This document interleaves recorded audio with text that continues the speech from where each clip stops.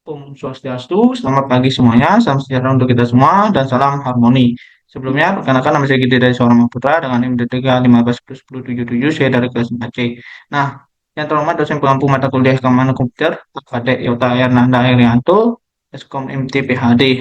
Nah, di sini yang terhormat juga teman-teman yang telah menonton video saya melalui Google Drive dan juga YouTube. Nah, nanti saya taruh di PPT.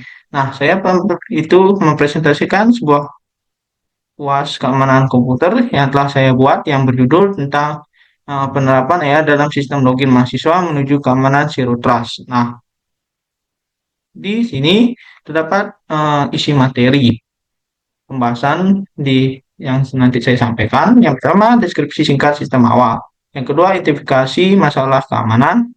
Yang ketiga, usulan desain ulang sistem atau aplikasi dengan bantuan AI. Dan juga yang keempat, manfaat dan tantangan. Yang kelima itu ada kesimpulan. Nah, di deskripsi singkat sistem awal ini, saya telah membuat sebuah desain aplikasi dengan yang pertama tuh sistem login mahasiswa tradisional dengan umumnya menggunakan autentikasi berbasis kata sandi atau password sebagai metode keamanan utama. Lalu mahasiswa memasukkan nama pengguna dan kata sandi yang kemudian diverifikasi terhadap basis data. Lalu sistem ini seringkali bersifat tersentralisasi di mana akses berbagai layanan kampus seperti sistem informasi akademik, perpustakaan digital, atau platform pembelajaran online lainnya. Nah, dikelola melalui satu set kredensial yang sama. Dengan desain awal seringkali berasumsi bahwa setelah penggunaan berhasil login, mereka dapat dipercaya sepenuhnya dalam jaringan internal. Sebuah konsep yang bertentangan dengan prinsip zero trust. Nah, ya. Lalu diidentifikasi masalah keamanannya itu, yang itu pertama kita terdapat kata sandi yang lemah. Kenapa begitu? Karena mahasiswa itu sering menggunakan kata sandi yang mudah ditebak atau menggunakan kembali kata sandi yang sama di berbagai platform lainnya. Dengan meningkatkan risiko serangan brute force, phishing atau traditional stuffing. Nah, dengan itu, yang kedua adanya kurangnya autentikasi multifaktor atau MFA. Dengan banyak sistem awal tidak menerapkan MFA yang berarti jika kata sandi itu bocor, akun dapat dengan mudah diambil alih oleh hacker atau juga orang lain. Nah, di ancaman insider yang ketiga, itu dengan model kepercayaan implisit memungkinkan penggunaan yang identifikasi awal berhasil untuk mengakses sumber daya yang tidak semestinya, bahkan jika akun mereka telah disusupi oleh hacker. Nah, yang keempat, ada serangan man in the middle. Tanpa enkripsi yang kuat, kredensial login bisa dicegat saat transit. Nah, maka dari itu, di materi selanjutnya terdapat usulan elemen keamanan dengan bantuan AI. Yang pertama itu ada identifikasi adaptif berbasis risiko, di mana AI menganalisis pola login di lokasi, perangkat, dan juga waktu. Dengan jika ada anomali, AI meminta verifikasi tambahan seperti biometrik dan juga SMS OTP.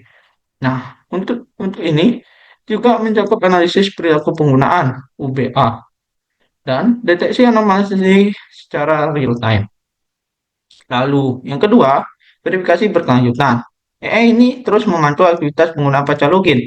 Perilaku mencurigakan akan memicu reautentikasi atau pembatasan akses. AI juga membantu mikrosegmentasi jaringan agar akses hanya diberikan sesuai kebutuhannya. Yang ketiga itu ada deteksi ancaman prediktif dan juga penilaian perangkat. Nah, AI itu menganalisis login keamanan untuk mengidentifikasi pola serangan atau ancaman baru. Sebelum akses, AI juga menilai keamanan perangkat yang digunakan dan membatasinya jika tidak aman. Maka dari itu, terdapat manfaat dan tantangan. Di manfaat dari penerapan AI dalam sistem login mahasiswa menuju keamanan zero trust ini dengan peningkatan keamanan drastis dan juga deteksi ancaman lebih awal dan akurat dan juga pengalaman penggunaan lebih baik, lalu memenuhi standar kepatuhan dan juga yang terakhir ada fleksibilitas dan adaptif ancaman yang baru. Lalu ada tantangannya, kompleksitas implementasi dan biaya awalnya itu tinggi.